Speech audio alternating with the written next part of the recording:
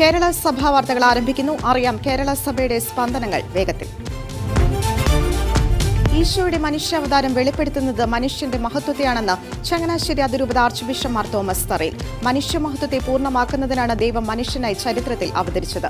ഓരോ വ്യക്തിക്കും ദൈവം നൽകുന്ന മഹത്വത്തെ മനസ്സിലാക്കുമ്പോഴാണ് പരസ്പര ബഹുമാനം യാഥാർത്ഥ്യമാകുന്നതെന്നും ചങ്ങനാശ്ശേരി അതിരൂപതാധ്യക്ഷൻ ഓർമ്മിപ്പിച്ചു.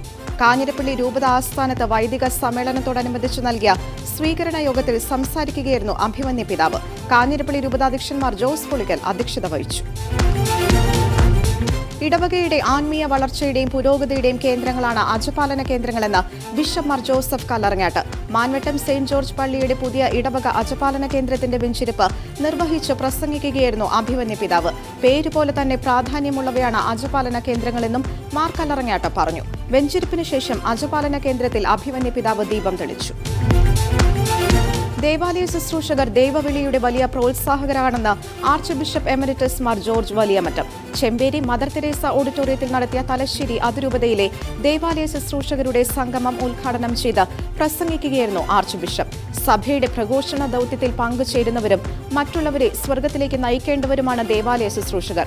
ദേവാലയ ശുശ്രൂഷകരുടെ പ്രവർത്തനങ്ങളെ വലിയ ബഹുമാനത്തോടെയാണ് സഭ കാണുന്നതെന്നും മാർ ജോർജ് വലിയമറ്റം പറഞ്ഞു. തലശ്ശേരി അതിരൂപത വികാരി ജനറൽ മോൺസിനോർ സെബാസ്റ്റ്യൻ പാലാക്കുഴി അധ്യക്ഷത വഹിച്ചു. ദേവാലയ ശുശ്രൂഷയായി 25-50 വർഷങ്ങൾ പൂർത്തിയാക്കിയവരെ ചടങ്ങിൽ ആദരിച്ചു.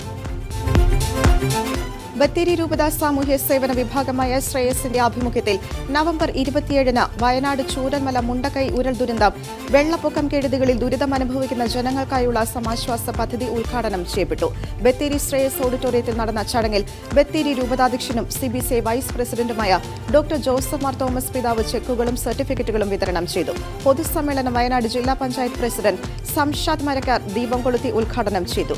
ചൂരൽമല ഉരുൾ ദുരന്തം ആസ്പദമാക്കി കേണിച്ചിറ ശ്രേയസ് യൂണിറ്റ് അംഗങ്ങൾ അവതരിപ്പിച്ച സംഘനൃത്തം ചടങ്ങിൽ ശ്രദ്ധ നേടി.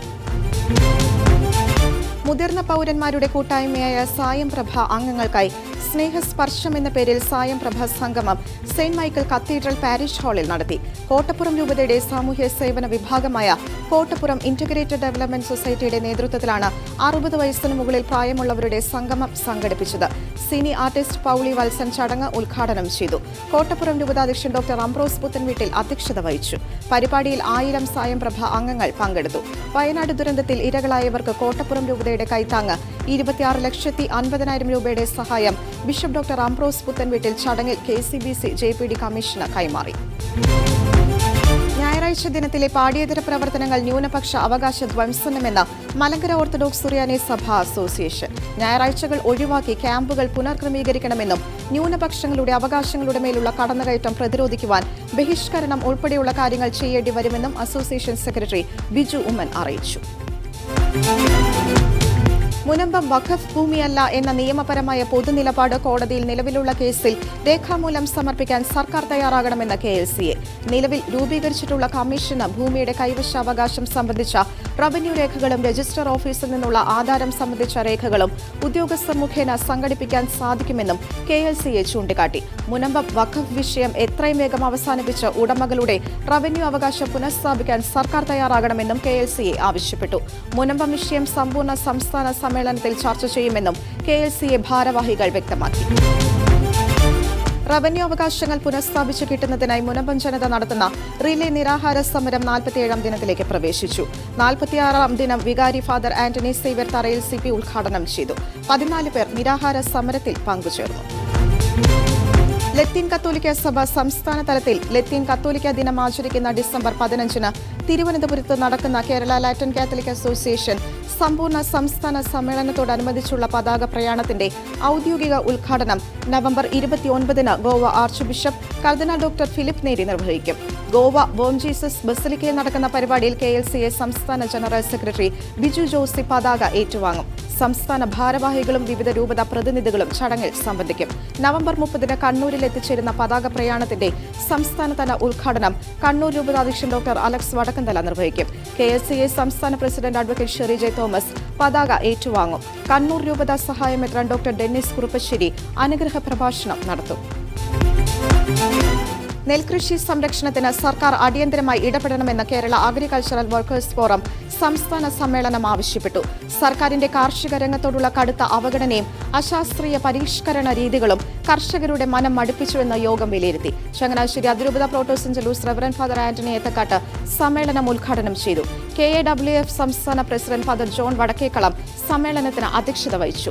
KLM സംസ്ഥാന director father Prasad Kandathiparambil, KLM സംസ്ഥാന പ്രസിഡന്റ് ബാബു തണ്ണിക്കോട്ട് തുടങ്ങിയവർ പ്രസംഗിച്ചു. കാർഷിക രംഗത്ത് അവലംബിക്കേണ്ട ശാസ്ത്രീയ രീതികളെപ്പറ്റി മങ്കൊമ്പ് നെല്ല് ഗവേഷക കേന്ദ്രം professor doctor Nimmi Jose class നയിച്ചു. സംസ്ഥാനത്തിന്റെ വിവിധ ഭാഗങ്ങളിൽ നിന്നുള്ള കർഷക തൊഴിലാളി നേതാക്കൾ സമ്മേളനത്തിൽ പങ്കെടുത്തു. ഇരിങ്ങാലക്കുട രൂപത കരിസ്മാറ്റിക് കൂട്ടായ്മയുടെ നേതൃത്വത്തിൽ ആത്മരക്ഷാ മിനിസ്ട്രീസ് നയിക്കുന്ന 17ാമത് ബെത്ലഹേം ബൈബിൾ കൺവെൻഷൻ ഡിസംബർ 12, 13, 14, 15 തീയതികളിൽ ആളൂർ BLM ധ്യാന കേന്ദ്രത്തിൽ നടത്തപ്പെടും. ഡിസംബർ 12 രാവിലെ 11:30 ഇരിങ്ങാലക്കുട രൂപത മെത്രാൻ മാർപ്പോളി കണ്ണൂക്കാടൻ മുഖ്യ കാർമ്മികനാകുന്ന ദിവ്യബലിയോടെ കൺവെൻഷന് തുടക്കമാകും. അനുഗ്രഹീത വചന പ്രഘോഷകരായ father Joshi Mackel OCD, brother Thomas Kumily, brother Antony Mukkad എന്നിവർ ബെത്ലഹേം ബൈബിൾ കൺവെൻഷൻ നയിക്കും. കോഴിക്കോട് രൂപതയിലെ Marykunnu saint Paul's minor seminary മുൻ റെക്ടറും വിവിധ ദേവാലയങ്ങളിൽ വികാരിയായും സേവനമനുഷ്ഠിച്ച ഫാദർ വർഗീസ് ആലുക്കൽ അന്തരിച്ചു. മേരിക്കുന്ന് ഷാലോം പ്രീസ്റ്റ് ഹോമിൽ വിശ്രമ ജീവിതം നയിച്ചു വരികയായിരുന്നു അദ്ദേഹം. ഭൗതിക ശരീരം ഹോളി റിഡീമർ ദേവാലയത്തിലെ സംസ്കാര ശുശ്രൂഷകൾക്ക് ശേഷം സ്വദേശമായ കാലടിയിലേക്ക് കൊണ്ടുപോയി. മൃതസംസ്കാരം നവംബർ 28 കാലടി സെന്റ് ജോർജ് ദേവാലയത്തിൽ നടത്തപ്പെട്ടു. ഉടുപ്പി രൂപതയിലെ വിദ്യാഭ്യാസ പ്രവർത്തകർക്കായി ആർട്ടിഫിഷ്യൽ ഇന്റലിജൻസിനെ കുറിച്ച് ശില്പശാല നടത്തി. ഉടുപ്പിയിലെ അനുഗ്രഹ പാസ്റ്ററൽ സെന്ററിൽ വെച്ചാണ് ശില്പശാല സംഘടിപ്പിച്ചത്. പ്രിൻസിപ്പൽമാരും ഹെഡ്മാസ്റ്റർമാരും സ്കൂളുകളിലെ ടെക്നിക്കൽ സ്റ്റാഫും ഉടുപ്പി രൂപതയുടെ കാത്തലിക് എഡ്യൂക്കേഷണൽ സൊസൈറ്റി സംഘടിപ്പിച്ച സെമിനാറിൽ പങ്കെടുത്തു. വിദ്യാഭ്യാസ രംഗത്തെ ധാർമ്മിക നിലവാരം നിലനിർത്തിക്കൊണ്ട് തന്നെ വിദ്യാഭ്യാസ മേഖലയിൽ AI സ്കിൽ എങ്ങനെ പ്രയോജനപ്പെടുത്താമെന്ന് ശില്പശാലയ്ക്ക് നേതൃത്വം നൽകിയ Udupi Catholic educational society director father Vincent Crasta പറഞ്ഞു. കേരള സഭാ വാർത്തകൾ സമാപിക്കുന്നു. നന്ദി, നമസ്കാരം.